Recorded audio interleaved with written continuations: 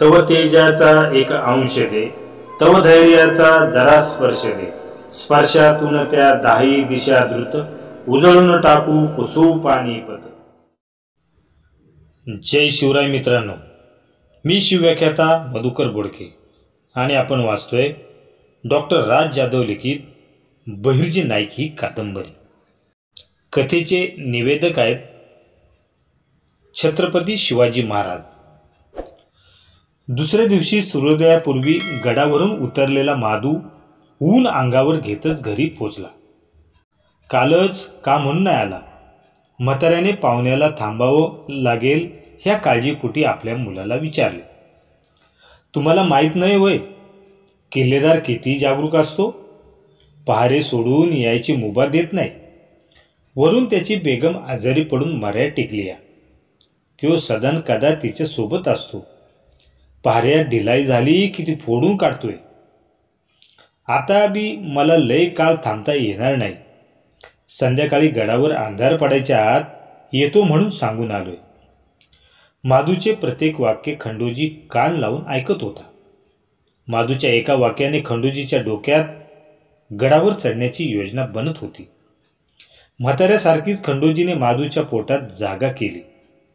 त्याची मुलगी आपल्याला देणार आहेत म्हणून समोरचा म्हातारा आपल्याला इतके प्रश्न विचारतोय असेच माधूला वाटत होते.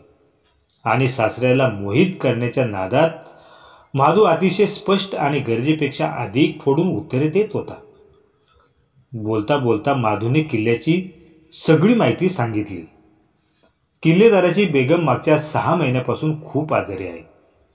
कित्येक वैदू फकीर जडीबुटीवाले आले पण काही केल्या तिला आराम पडत नाही. हे ऐकल्यावर पुन्हा एकदा खंडोजीच्या डोक्यात काहीतरी शिजले. जेवण आटोपल्यावर खंडोजीने विषयाला हात घातला. जावई बापू, आपला उल्लेख सरळ जावई बापू असा ऐकून आतापर्यंत लग्न होत नसलेल्या माधूच्या मनात आनंदाचे ढग फुटले नसते तरच नवल होते. तुमची बढती होईल अशी एक कल्पना आमच्या डोक्यात आली म्हणून सांगतो.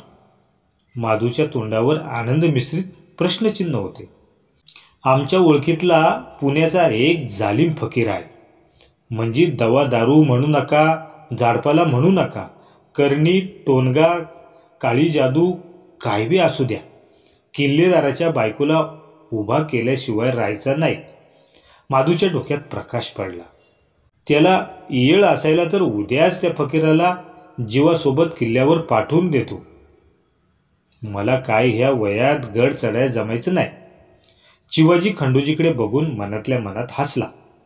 उद्या जर किल्लेदाराच्या बायकोला आराम पडला, जो की पडलच, कारण मी तरी ह्या फकीराकडून कोणी बी बरं न होता जाताना पाहिलं नाही, तर तुमची बढती होईल, किल्लेदाराची मर्जी मिळेल, पगार वाढेल आणि आमची पोर खुश राहील. एका बापाला पोरीच्या सुखापेक्षा मोठं काय असतंय का? तेवढं किल्लेदाराला विचारा. नाही म्हणजे मी त्याला पाठवून द्यायचं आणि किल्लेदार त्याला आत घेतला नाही तो फकीर आमच्यावर कोपायचा. खंडोजी त्याची संपूर्ण चाचपणी करून घेत होता. अहो मामा, तसं असेल तर पाठवा की. किल्ल्यावर वैदूला अडवला तर आमची चांबडी सोलतोय तो खान. आजच्या घडीला वैदू फकीर म्हणजे किल्लेदाराला त्याच्या आल्हासारखेच वाटते. तुम्ही पाठवा, म्या बघतो बाकीचं. खंडोजीला मामा असे संबोधून माधू स्वतःला त्याचा जावई समजू लागला होता. आपला होणारा सासरा आपली इतकी काळजी करतोय, आपल्या भविष्याचा इतका विचार करतोय, हे बघून तो अगदी खुश झाला होता. 3-4 दिवसात खंडोजीने संपूर्ण तयारी केली. फकीराच्या वेशात किल्ला चढण्याचा तो सज्ज झाला. किल्ल्यावर गेल्यावर लागणाऱ्या सर्व वस्तू त्याने सोबत घेतल्या. असंख्य प्रश्न स्वतःला विचारून तो स्वतःच त्याचे उत्तर शोधले. काजी बुवाकडून आवश्यक त्या मात्रा घेतल्या आणि माधूला निरोप पाठवून जिवाजीसोबत तो किल्ला चढला. माधूने किल्लेदाराला बोलवून ठेवलेच होतेच आणि किल्लेदार ज्या स्थितीत होता तो अशा कुठल्याही नामांकित फकीराला गडावर येण्यापासून अडवू शकणार नव्हता. खंडोजी आणि जिवाजी किल्ल्याच्या दरवाज्यावर पोचले. माधूने लागलीच जिवाजीला ओळखले. फकीराच्या वेशात असणाऱ्या खंडोजीला ओळखणे त्याला देवाला सुद्धा शक्य होणार नव्हते. 4 दिवसापूर्वी म्हातारा सासरा बनून आलेला खंडोजी आज फकीराच्या वेशात आला होता. तरी खंडोजीची आचाट कलेमुळे त्याचे डोळे काम करणार नव्हते. त्याचे सोंग इतके हुबेहूब वठवले होते की दरवाजा उघडताच सर्वांच्या माना त्याच्याकडे झुकल्या. सर्वच अंगावर मळकट हिरवे कपडे घातलेला, पांढरी लांब सडक दाढी, भली मोठी झोळी काखेत टांगलेली, काळा तरीही अतिशय तेजस्वी चेहरा, खंडोजीचा तेज त्या चेहऱ्यावर खुलत होते. अर्ध्या मिटल्या डोळ्याने तो फकीर सतत काहीतरी पुटपुटत होता. डोक्याला हिरवे कापड बांधून तप्त उन्हात पायऱ्यांच्या तापलेल्या दगडावर तो फकीर अनवाणी उभा होता. तरीही त्याच्या चेहऱ्यावर असलेला निर्विकार भाव स्पष्ट दिसत होता. सोंग वठवायचे म्हणजे पाय भाजून घ्यावेच लागणार होते, कारण ते बघूनच त्याच्या निश्चल वृत्तीची ग्वाही इतरांना पडणार होती. दिंडी दरवाजा उघडून माधूने त्या दोघांना आत घेतले. समोर किल्लेदार तैमूर खान स्वतः उभा होता. माधूने त्याच्या येण्यापूर्वीच किल्लेदाराला फकीराची ऐकीव कीर्ती वारंवार सांगितली होती. आडला हरी आणि गाढवाचे पाय धरे. बेगमच्या दुर्धर आजारामुळे किल्लेदाराला दरवाज्यात वैद्य आला की स्वतः अल्लाह अवतारल्यासारखे वाटत असे. बेगमच्या दुर्धर आजाराने त्याला प्रचंड आशावादी बनवले होते. या फकीराची माधूने अशी काही स्तुती केली होती की किल्लेदारात स्वतःच दरवाज्यावर यावे लागले. जनाब तैमूर खान साहब, माधूने ओळख करून दिली तसा फकीर ओरडला. हमें सब पता है बच्चे. तो डोळे न उघडता बोलला. समोर झुकलेल्या किल्लेदाराच्या डोक्यावर स्फटिक माळेसगट हात ठेवीत फकीर बोलला. परंतु दुसऱ्याच क्षणी त्याने किल्लेदाराच्या डोक्यावरून आपला हात झटक्याने काढून घेतला. किल्लेदारासहित सर्वजण आश्चर्यचकित नजरेने त्याच्याकडे पाहू लागले.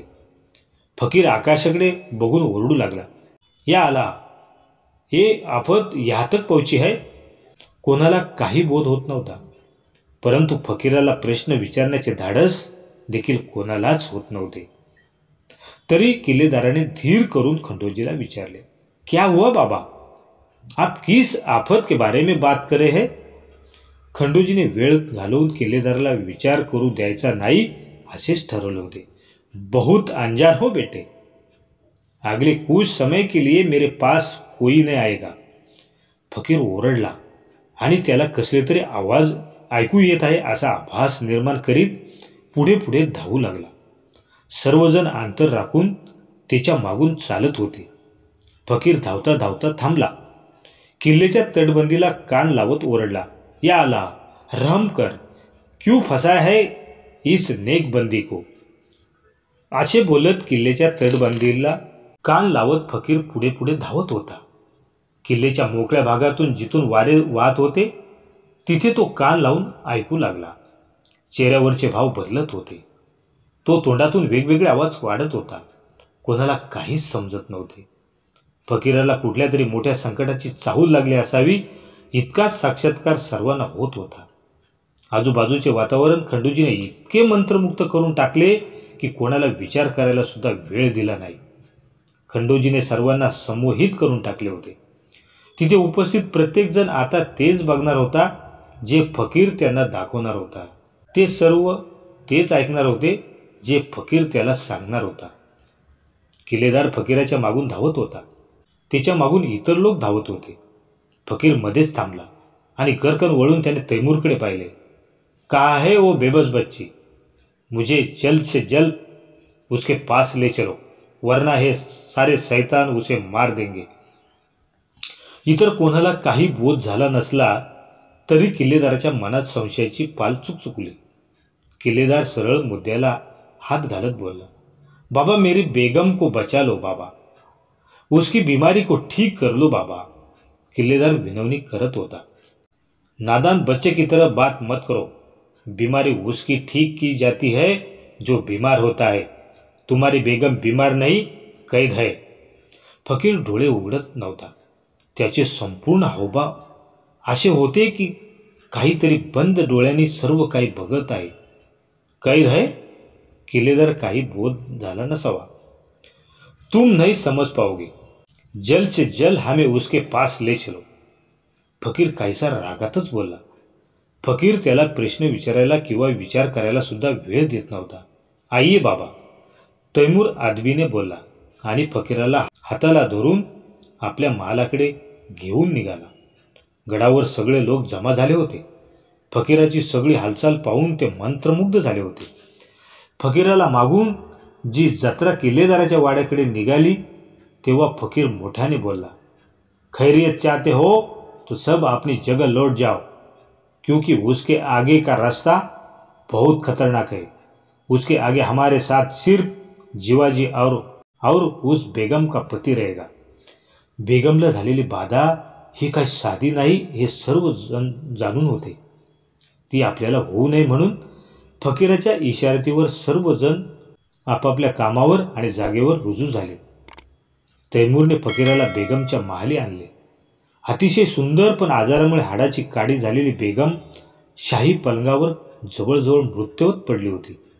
फकीराने एक वेळ तिच्याकडे पाहिले आणि दुसऱ्या क्षणी तिला कसला तरी घाणेरडा वास येत असल्याची नकल तो करू लागला। इतनी बदबू? त्याने आपला हात नाकावर ठेवला। किल्लेदाराने एक वेळ फकीराकडे पाहिले आणि एक वेळ जिवाजीकडे। त्याला सुद्धा कसलाच वास येत नव्हता। कैसी बदबू बाबा, ये तो सब कुछ साफ करके रखा है।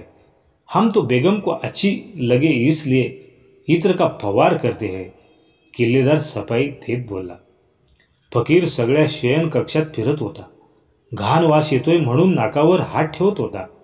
शेवटी तो बेगमच्या पलंगाजवळ आला आणि मोठ्याने ओरडला, नादान बच्चे, अगर ये बदबू तुम महसूस कर पाते तो तुम उसका इलाज पहले ही नहीं करते। कब से मरे पड़े हैं ये लोग यहाँ? तैमूर घाबरला। कौन मरा पड़ा है? यहाँ तो कोई नहीं। अद्यापर्यंत डोळे मिटलेला किंवा अर्धवट डोळे उघडून मंत्र पुटपटत राहिलेल्या फकीराने त्याच्याकडे मात्र आपले लाल भडक डोळे तैमूरवर वटारून आपला आवाज मोठा केला, खामोश। इन आंखों को वो सब दिखता है जो तुम कभी महसूस नहीं कर पाओगे। हमारी नाक से हम सब कुछ सूंघ सकते हैं, कान से वो सारी आवाज़ सुन सकते हैं जो आम आदमी नहीं सुन सकता। तैमूरने पहिल्यांदाच फकीराचे ते लाल भडक डोळे बघितले। तो उभ्या अंगी थरथर कापू लागला। खंडूजीने ते बिभत्स रूप घेण्यासाठी स्वतःच्या डोळ्यात तारवटाच्या पानाचा रस पिळला होता। त्यामुळे त्याच्या डोळ्याची पुढे कितीतरी दिवस आग होणार होती। पण खंडूजीने आपल्या आयुष्यात असे कितीतरी त्रास भोगले होते, स्वतःला जाच करून घेतला होता, परंतु कधी सोंग उघडे पडू दिले नव्हते। यहाँ 50 लोग मरे पड़े हैं। फकीर इकडे तिकडे बघत बोलला, हमने तुमसे पहले ही कहा था कि तुम्हारी बेगम बीमार नहीं, कैद है। इस बेगम की आत्मा को 50 शैतानी आत्माओं ने कैद कर रखा है। ये ठीक नहीं हो सकती, और जब तक उसकी आत्मा इसका शरीर नहीं छोड़ती तब तक वो 50 दरिंद्रे इसे आज़ाद होने नहीं देंगे। फकीर इकडे तिकडे बघून कधी नाक ओढत कधी कधी डोळे विस्पारून बघत होता। जणू काही त्याला समोर 50 लोकांची पडलेली प्रेते दिसत होती। त्यांच्या सडल्यामुळे येत असलेला कुबट वास त्याला असह्य होत होता।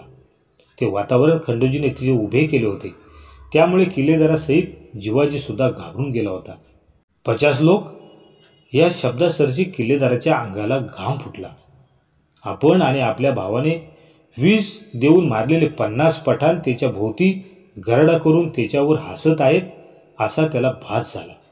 काही पठाण तर त्याच्या मारायला त्याच्या अंगावर येत आहेत असे भास त्याला होऊ लागले। त्याच्या डोक्यात घटनेची साखळी जुळली। ज्या घटनेला 2 तपे उलटून गेली होती, ज्याचा कोणीही साक्षीदार आपण जिवंत ठेवला नव्हता, ते सर्व ह्या फकीराला कसे समजले? याला त्याच्या अंतर्ज्ञानाने अजून काय काय समजले असेल? किल्लेदाराच्या उभ्या अंगाला दरदरून घाम फुटला। समोर उभा असलेला बाबा किती जालिम आहे हे त्याच्या लक्षात आले। त्याला तो साक्षात्कार झाला। त्याने गपकन फकीराचे पाय धरले। ऐसा मत बोल बाबा, आप कुछ भी कर सकते हैं, आप ही इसे ठीक कर सकते हैं। मैं आपको जो चाहे दे दूंगा। हमारी बेगम को ठीक करो बाबा, हमारी बेगम को ठीक कर दो। फकीर तैमूरला 2 पावले फरफटत घेऊन गेला. तरी आपल्या किल्ल्याचा किल्लेदार आहोत हे विसरून गेलेल्या तैमूरने पत्नीच्या प्रेमापोटी त्याचे पाय सोडले नाहीत. त्याची ती जीवापाड विनवणी करून खंडोजीला विश्वास पटला. हा काही करायला तयार झाला आहे. त्याला काही करायला तयार करणे हीच खंडोजीची पहिली अग्निपरीक्षा होती. ती त्याने लीलया पार केली. आता वेळ आली होती मुद्द्याला हात घालण्याची. खंडोजी मोठ्याने ओरडला, या अल्लाह, मदत आता हा फरमा. असे म्हणून फकीर वळला. किल्लेदाराला उठवत बोलला, तेरी बेगम सिर्फ सिपा से ठीक होगी. फरिश्ते का रास्ता चुनना होगा और फरिश्ते का रास्ता सच्चाई का होता है. मैं जो कुछ पूछूं उसका सही सही जवाब देना. अगर झूठ बोला तो वो तो जा रही है, मगर तुम्हें तबाह होने से अल्लाह भी नहीं बचा सकता. तैमूरला घाम फुटला होता. तो घाबरून थरकाप कापत होता. अल्लाह की कसम, अगर जबान से एक भी झूठ निकला तो जिवाजी ते सर्व नाट्य अवाक होऊन बघत होता. कारण गडावर आल्यापासून त्याला खंडोजी कुठेच दिसला नव्हता. दिसत होता तो पाताळ यंत्री फकीर. जी अवस्था तैमूरची होती तीच अवस्था जिवाजीची होती. फकीर तैमूरच्या बायकोकडे गेला. तिच्या डोक्यावर हात ठेवला.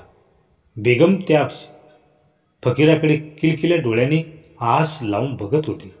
तिला काहीतरी बोलायचे होते, पण ती अशक्तपणामुळे बोलू शकत नव्हती. फकीराने थोडा वेळ काहीतरी मंत्र पुटपटत तिच्या डोक्यावरून हात फिरवला आणि थोड्याच वेळात चटका बसल्यासारखा आपला हात बाजूला काढून घेतला. इतने सारे राज, या अल्लाह, इस कदर क्यों फंसाया है? मेरी अर्जी कबूल करो. इस बच्ची को उन शैतानों को आज़ाद करो. उस काले धन के साथ से मुक्त कर दो. काला धन हा शब्द ऐकल्यावर तैमूरला अजूनच धक्का बसला. हा फकीर काही साधा नाही. हा विश्वास त्याला केव्हाच पटला होता. आता तो फकीर त्याला अल्लापेक्षा कमी वाटत नव्हता. फकीर धावत तैमूरकडे आला आणि मोठ्याने ओरडत त्याच्या डोळ्यात डोळे घालत बोलला, बताओ, क्या इस किले में कहीं काला धन छुपाया है? तैमूरने काही क्षणापूर्वी खोटे बोलणार नाही म्हणून शपथ घेतली होती. पण जे काही फकीर विचारणार होता ते इतक्या सहज तो सांगूही शकणार नव्हता. बताओ, जल्दी बताओ, साफ सुन गया है क्या? तैमूरला कसलाही विचार न करू द्यायचा नाही असे खंडोजीने ठरवलेच होते. त्याला चक्क गदागद हलवत खंडोजीने अजून मोठ्या आणि खरारी आवाजात विचारले, बताओ, क्या इस किले पर कहीं काला धन छुपाया है? वह धन शापित है. उसकी वजह से ये बहुत मौतें हुई है, आगे भी होगी, क्योंकि ये धन फिर से जाग गया है. तुम सब बर्बाद हो जाओगे. हाँ है. तैमूर सम्मोहित होऊन बोलावा तसा बोलला. कहा है? हमें उसका बंदोबस्त करना होगा. उस 50 शैतानों का बंदोबस्त करना होगा. कहा है? बताओ, किस दिशा में है? बताओ. अगर सब कुछ ठीक करके अपनी बेगम के साथ खुश रहना चाहते हो तो बताओ, नहीं तो अल्लाह को ये बंदा एक पल के लिए भी यहाँ नहीं रुकेगा. फकीर अजून कठोर होत बोलला. तैमूर फकीराचे ते बिभत्स डोळे बघत होता. खंडोजीने त्याला वंश करून घेतले होते. आइये मेरे साथ, असे म्हणत तैमूर चालू लागला. फकीर आणि जिवाजी त्याच्या मागून चालू लागले. तैमूरच्या तोंडून ते वाक्य बाहेर पडले तेव्हा जिवाजीने खंडोजीकडे समाधानाने बघितले. किल्लेदार भरभर पावले टाकत चालला होता. जिवाजी आणि फकीर त्याच्या मागून चालत होते. तोफखान्याच्या बाजूने जाणाऱ्या अरुंद रस्त्याने ते आत शिरले. समोर एक उंच अशी दगडी भिंत होती. किल्ल्याची तटबंदी वाटावी अगदी तशी. किल्लेदाराने त्या दगडी भिंतीकडे बोट दाखवले. बाबा, आप इसकी बात कर रहे, वह इसे पीछे है. हम आपको सोने चांदी से नहला देंगे. बस हमारी बेगम और हमें इस किले को शाप से मुक्त कर दो. ऐसी बात फिर अपनी जबान से मत लाना. हम थूकते हैं तुम्हारी ऐसी काली दौलत पे, और अपनी खैरियत चाहते हैं तो इस काले धन की तरफ खुद भी आंख उठा से मत देखना. किलेदार मान डोलत होता. मैं आज इसी वक्त उन 50 शैतानों को और जागे हुए उसके धन को इस बुलंद दीवार के पीछे हमेशा के लिए कैद करता हूँ. जल्दी से जाकर अपने बेगम से सारे कपड़े जिस भी चीज को बेगम ने हाथ लगाया है वो सब कुछ लेकर आओ। साथ में बेगम से थोड़े बाल, 50 लींबू और बहुत सारा कुमकुम लेकर आना। फकीर बोलत होता तसा तैमूरने आवाज दिला, कोई है? त्याच्या आवाजासरशी अगदी दूर उभे असलेले नोकर पळत त्याच्याकडे आले. अदब मुजरे न घेता किल्लेदाराने त्यांना फकीराचे आदेश सांगितले. हालचाल सुरू झाली. बेगमच्या दासीने तिचे कपडे आणि केस आणले. नोकरांनी इतर साहित्य समोर पेश केले. आलेली सामग्री खंडोजीच्या पुढ्यात होती. गडावर प्रचंड खजिना आहे याची शाश्वती झाली होती. खजिन्याचे ठिकाण त्याला समजले होते. तरीही त्याला ते कर्मकांड करावे लागणार होते, सर्वांचा विश्वास बसावा यासाठी. कपड्यांचा गठ्ठा त्याने भिंतीला टांगून ठेवायला सांगितले. त्यावर कुंकू टाकले. आपल्या झोळीतून कसली तरी पावडर काढली. ती हातावर चोळली आणि मोठ्याने ओरडला, अल्लाह मेरी नेक इल्तिजा कबूल कर, मुझे कामयाबी आता फरमाए. असे म्हणत त्याने ती पावडर त्या कपड्यावर टाकली आणि एकदम कपड्यांना आग लागली. बघणारे आश्चर्यचकित होऊन 2 पावले मागे सरकले. जिवाजी सुद्धा त्यामध्ये सामील होता. सर्वांना वाटलेला तो चमत्कार त्याला त्याचे गुरु नानांनी शिकवला होता. कुंकू आणि लाल जुडीची पावडर एकत्र आली की आग लागते. या ज्ञानरूपी चमत्काराने खंडोजी पुढे सर्वांचे हात जोडले होते. फकीर त्या आगीमुळे बसून मोठमोठ्याने मंत्र म्हणत होता. समोर ठेवलेली लिंबापैकी एक एक लिंबू घेऊन त्यावर मंत्र मारून त्या आगीत फेकत होता. एक एक लिंबू फुटत होते. तसा एक एक पठाणी आत्मा मुक्त होत होता. असा भास खंडोजी निर्माण करीत होता आणि किल्लेदार त्याचा तोच अर्थ लावत होता. कितीतरी वेळ हा भारावून टाकणारा कार्यक्रम सुरू राहिला. आपली बेगम, आपण आणि आपला किल्ला सगळ्या शापातून मुक्त होत आहे असेच किल्लेदार समजत होता आणि मनातून आनंदी होत होता. सैतानांची झोळी पेटून फकीराने आपल्या बेगमला दुसऱ्या वाड्यात घेऊन जायला सांगितले. तिथे सर्व कपडे अभिमंत्रित केलेले आतर शिपडून पवित्र करून नेसायला दिले. अभिमंत्रित ताई तिच्या गळ्यात घातले. अभिमंत्रित गंडा तैमूरच्या हातात बांधला आणि सर्वात शेवटी खंडोजीने आपला गुरु काजीबुवासोबत खूप चौकशी करून किल्लेदाराच्या बेगमसाठी आणलेला काढा, आयुर्वेदिक औषधी, चाटण, लेप असे बरेच काही त्याने बेगमच्या जाशीकडे त्याचे घेण्याचे शास्त्र समजून सुपूर्त केले.